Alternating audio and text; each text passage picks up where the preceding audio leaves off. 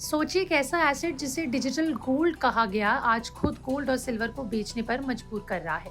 जी हाँ, हम बात कर रहे हैं बिटकॉइन की और इस वक्त की सबसे बड़ी बहस यही है कि क्या बिटकॉइन सच में सुरक्षित निवेश है या फिर एक बुलबुला है, जिसके ऊपर हाल फिलहाल में माइकल बेरी ने भी चेतावनी दे दी है। तो चलिए आज की वीडियो में विस्तार से उसके बारे में बात करते हैं। सबसे पहले एक बेहद अहम बात समझ लेते हैं। अमेरिका के बैंक बिटकॉइन खरीद नहीं सकते, उन्हें इसकी इजाजत नहीं है। उनके पास जो बिटकॉइन मौजूद है वो किसी निवेश के तौर पर नहीं बल्कि इलीगल या फिर क्रिमिनल एक्टिविटीज में जब्त किया गया बिटकॉइन होता है।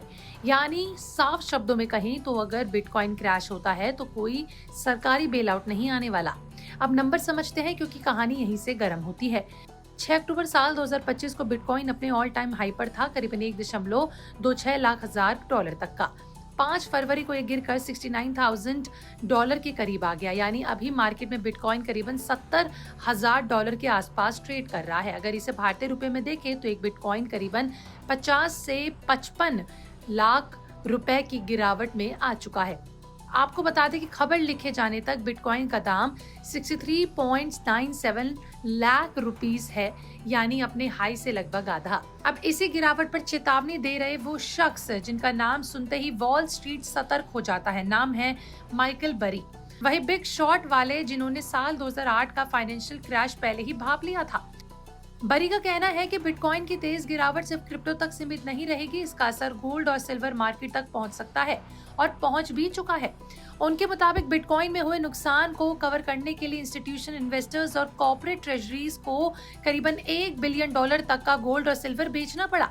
यानी क्रिप्टो में नुकसान हुआ तो सबसे पहले सेफ माने जाने वाले एसेट्स को बेचा गया।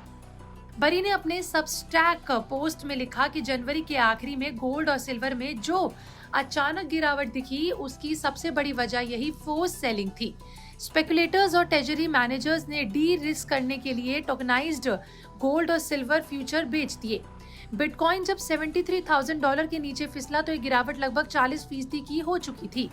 बरी का कहना है कि यही वो पॉइंट था जहां बिटकॉइन की कमजोर नींव सबके सामने आ गई। उनका साफ कहना है कि बिटकॉइन के पास ऐसा कोई ऑर्गेनिक यूज केस नहीं है जो इसकी गिरावट को रोक सकता है। अगर बिटकॉइन $50,000 तक गिरता है तो कई माइनिंग कंपनीज के दिवालिया होने का खतरा है और टोकनाइज्ड मेटल फ्यूचर्स मार्केट में खरीदार की बेचने लगेंगे। एक तरफ का ब्लैक होल बन सकता है अगर ऐसा हुआ तो। सबसे बड़ा झटका उनकी इस बात से लगा कि बिटकॉइन डिजिटल सेफ हेवन के तौर पर फेल हो चुका है। बरी के मुताबिक ये गोल्ड का विकल्प बनने में नाकाम रहा है। उनका कहना है कि कॉर्पोरेट या फिर इंस्टीट्यूशनल ट्रेजरीज में रखा गया बिटकॉइन कोई स्थायी सहारा नहीं है। ट्रेजरी एसेट्स हमेशा बदलते रहते हैं, जब दबाव आता है तो सबसे पहले वही बेचे जाते हैं।